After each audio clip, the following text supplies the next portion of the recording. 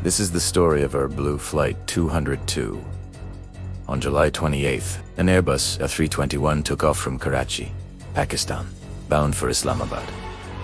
On board were 146 passengers and 6 crew members. Many were headed to Islamabad to see family or friends, while others traveled for business reasons. For most, it was a routine domestic flight they had taken numerous times before. As the plane approached Islamabad, the pilots were informed about the weather at their destination. The Margalla Hills just north of the city were covered in heavy clouds and rain, and visibility was poor. The captain was then cleared for a circling approach to runway 12. This meant that the pilots would have to descend below the clouds and find the runway visually. This type of approach required precision, constant awareness, and, above all, a clear view of the ground. But the weather was far from ideal. As the plane got closer to Islamabad, the weather worsened. The A321 was now under the control of the captain. He was a 37-year-old man with 6,000 hours of flight time, but he had not flown the A321 before, and he was not well versed with its systems. As the jet approached the decision height, the first officer called out, 500 feet decision, which meant they had to either land or go around. But the captain elected to continue the approach. The passengers sat quietly inside the cabin as the plane disappeared into the thick clouds. But things were not going well.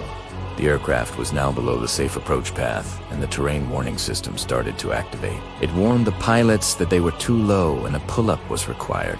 The first officer was supposed to be monitoring the warning systems, but he was busy checking his instruments to confirm the correct altitude.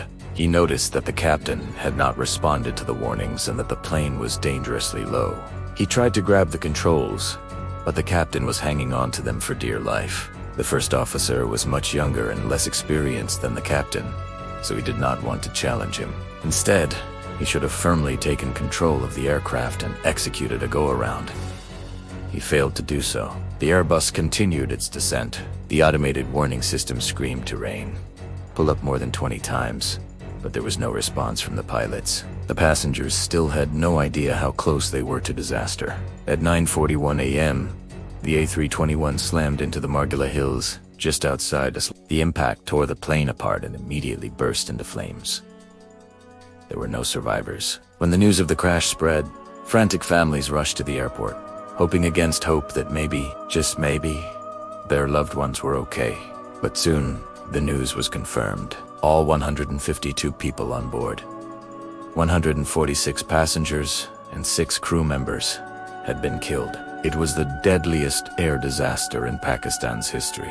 The crash was investigated thoroughly, and what the investigators found was alarming. They discovered that the plane had been allowed to descend below the minimum safe altitude.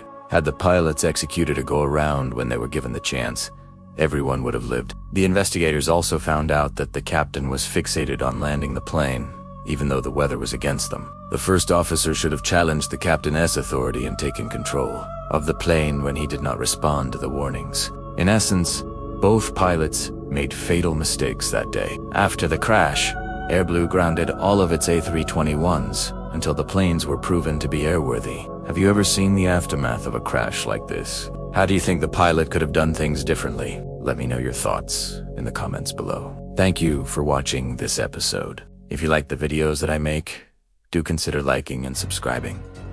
It will really help us grow. I will catch you guys next time. Stay safe.